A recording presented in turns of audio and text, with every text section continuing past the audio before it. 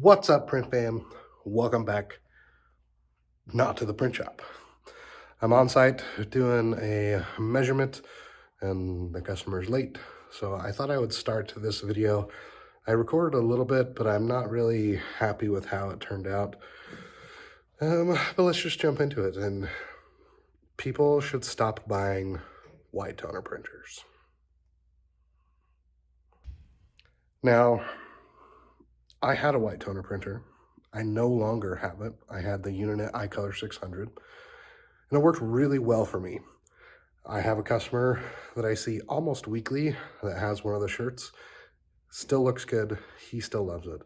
But I think the reason I was successful was because all I used it for was left chest, sleeve, yoke, and hat placements. So they were super small, not big graphics, fully saturated. If you're wanting to do something like that, I can't suggest white toner printing. The problem is people want to be able to do these full graphics, full fronts, full backs, and they just wear out too fast. You wash them a couple of times and they start to look bad. The other reason why I would advise people not to buy a white toner printer, especially if they were going to get the equivalent of the 600, because that money that you would spend on that printer, I feel would be better spent somewhere else to help you grow your business. Now, if I could go back in time, if I could turn back time, you know what I mean. If I could turn back time. I would suggest buying a sublimation printer, or I would have bought a sublimation printer instead, because there, at least for me in my business, I get a lot more requests for things that I could do with a sublimation printer that I could probably have convinced a good chunk of my white toner stuff to go with, because then I could have just bought polyester shirts.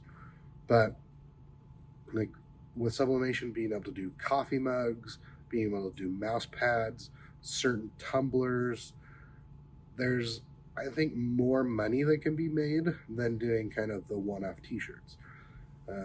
If you're still wanting to focus on doing one-off t-shirts, then print and cut, especially if you're trying to do big full graphics, I would do print and cut vinyl rather than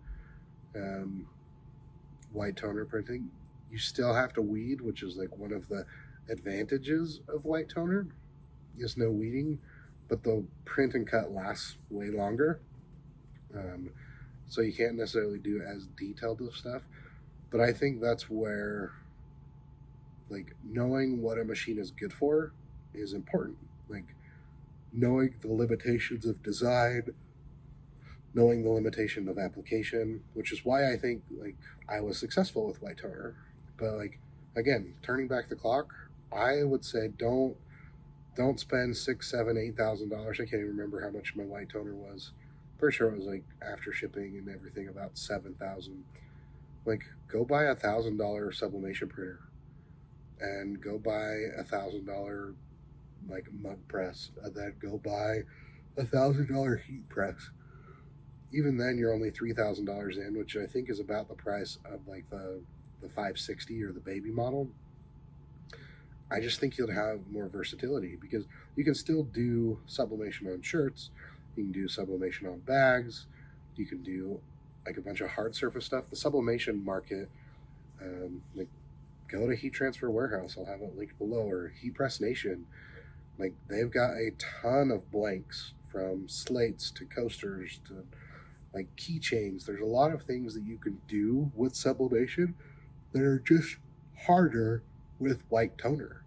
And also at the same time, it's a lot cheaper to get into, and I think people are willing to spend more money on kind of the specialty, crafty type stuff. Especially lately, I've been getting a ton of requests for sublimated tumblers and sublimated coffee mugs. So compared to my one-off t-shirt orders or my dozen t-shirt orders, buy Supercolor, buy full color transfers, buy DTF transfers. Like, find a better way to do those or find a better avenue. I think your capital would be better spent somewhere else. Now, I might get a little hate for saying that. Not necessarily from you, because there's a bunch of you in the Facebook group, which is linked down below, that have kind of that opinion of the white toner is crappy. And I, like, honestly didn't know better, because I never, like, I think I only sold 1 or 2 full colored prints, and I never heard from the customers. So if you bought it because of me, like, please don't be mad at me. I just shared what my experience was. But at this point, the reason I don't recommend it is because I think your capital can be spent better. I think you can take that money that you were going to spend to buy a white toner printer and spend it elsewhere. Now, like, say you have the other methods and you want to be able to do some of these things. Like, I did masks with it, and I had no complaint on masks. Like, my brother still uses the mask that I made for him. So it's not to say that white toner is bad, but I think it just has its use case. It's just like every piece of equipment. Like, it's really good at some things, and while it might be able to do certain things, it's not necessarily the best use of that machine. So don't write it off, but really think about spending your money before you do it. Like, I would suggest buying sublimation first. I would suggest getting into promotional products first, because that money that you can spend will, like, grow so much bigger that at the end of the day, then you might have excess funds. Like, if this is, like, you've set aside money to buy a piece of equipment and this is all you have and you're struggling and stressed, like, don't spend it on white toner. Buy an embroidery machine first. Buy a simple screen printing setup first. Like, work on a website and get some really good outsourced vendors first. Like, don't, in my opinion, don't spend it on white toner printing. And again, I think I'm going to get some hate from vendors and suppliers for it, but my channel is meant to be real. And again, I want to emphasize that the white toner printer worked for me. It just, I think it was because of the way I used it. Doing full color shirts, I don't think is a strong suit of the white toner printers. But kind of to round out that story, I don't have it anymore because I wanted to help someone else in the community, so I gave it away to a subscriber. And I wanted to stop saying yes to the one-off t-shirts, because I realized my time spent doing one t-shirt, I could do something else that would make me more money, and that's what I wanted to do. And I wanted to take away that distraction, take away that stress of, like, having that option. So at this point, like, I'm not even doing heat transfer vinyl because it's not worth it to me. It's not worth the time, the energy, the effort I put into, like, doing single shirts. Like, I would rather do a dozen coffee cups or a dozen tumblers or one sign that someone's going to pay a few $100s for than doing a couple of t-shirts. So at this point, my minimum for t-shirts is 12. That might change with the DTG coming in-house, but that also has its advantages, because the price that I will set my DTG is based off of what they're going to charge me, and there will be no labor involved with it. So being able to outsource it and not have to deal with it, that allows me to do it at a lesser rate, because it doesn't matter how long it takes them if I have a set price that I'm paying for. So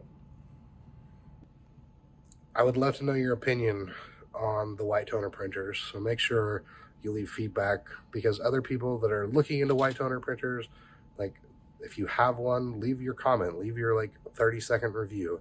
You can also check out the Facebook page, which is linked in the description. But while I did like my white toner printer, I did not love it. It did work. It was expensive to run.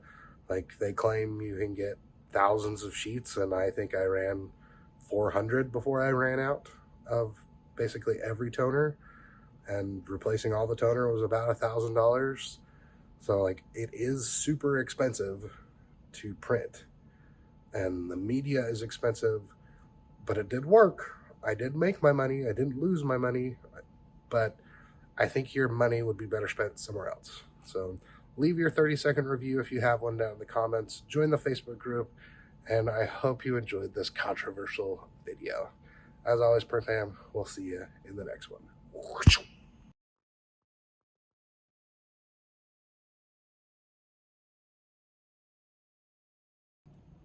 Welcome to the bonus section. We'll see if you stayed on. But I thought I would share the sublimation printer I would buy. If I was like looking to be most cost effective, I'd buy one of the Sawgrass printers. They're affordable to purchase, but the ink is a little expensive. If I wanted to spend a little bit more money, I'd buy one of the Epson like desktop printers. And if I wanted to spend a little bit more, I'd buy like the medium Epson printer. So I'll link those down in the description. But yeah, if I was spending a little bit of money, trying to just like budget startup, I'd get the Sawgrass, probably the bigger one that does 13 by 19s. And then I'd get a mug press for sure. Maybe the sublimation oven, because then you could do multiple things and let it sit for like 20 minutes and then come back. I like that a lot. Being able to like batch things and then go do something else and come back. So maybe a sublimation oven instead of a press, but that's what I would do. A little printer and a mug press, because I think mugs is where I could kill it right now. So thanks, Per Fam.